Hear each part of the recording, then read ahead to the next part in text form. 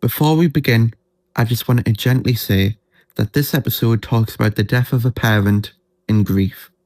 If that's something that feels a bit too heavy for you today, please take care of yourself.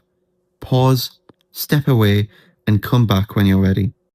Now, I'm always the happy one, the confident one, and the one that people don't really worry about. And that's truly not an act. I am happy. I laugh easily, I joke along, and I'm the one who keeps things light when the room does feel a little bit heavy. But on the other side of me, I'm very private, and a lot of my friends would agree. I don't let people see when things hurt, and I don't really show when I'm upset.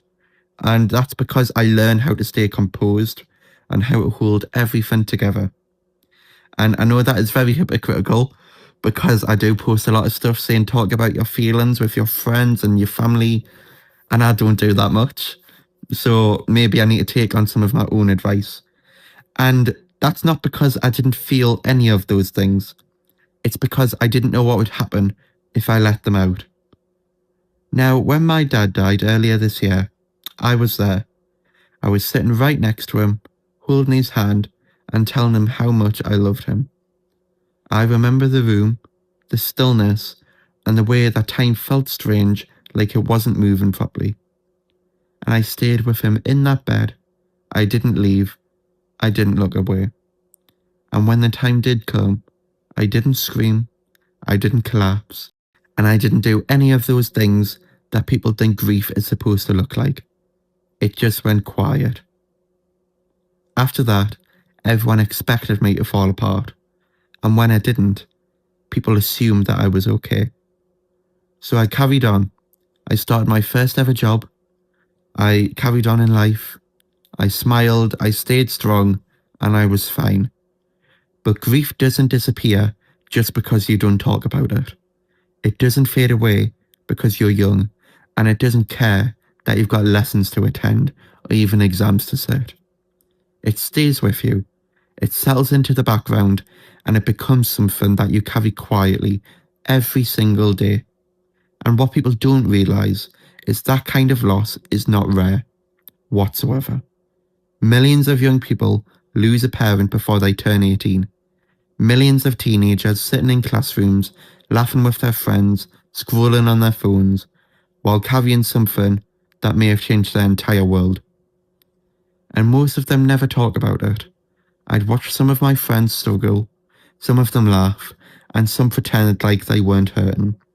And that's why I kept thinking, how many of us are actually walking around with these big things going on in our lives that we don't have the words for and we don't tell anyone? How many of us are scared of being a burden, scared of making things awkward, and scared of being seen as too much? Now, I never wanted sympathy. I didn't want to be treated differently. I just didn't want anyone to feel alone. And that's where Talking for Teens comes from. Not from a business idea, not from a plan, and not from me thinking I had the answers, because sometimes I don't, and I'm totally fine to admit that. But it came from love, it came from passion, and it came from wanting to truly make a difference and help my friends. From sitting with something heavy and realising how little space there is for young people to honestly talk about how they are feeling, and seeing people happy now, genuinely happy, and seeing messages from people saying that I've helped them or that something I've seen on Talking for Teens has helped them realise something. That is what keeps me going and makes me really happy. And I am still happy. I'm that confident person, and that part of me will never change.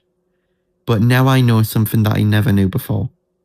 You can be strong and hurt, you can be smile and grieve, and you can carry on and still need support. And you don't owe anyone an explanation for your pain.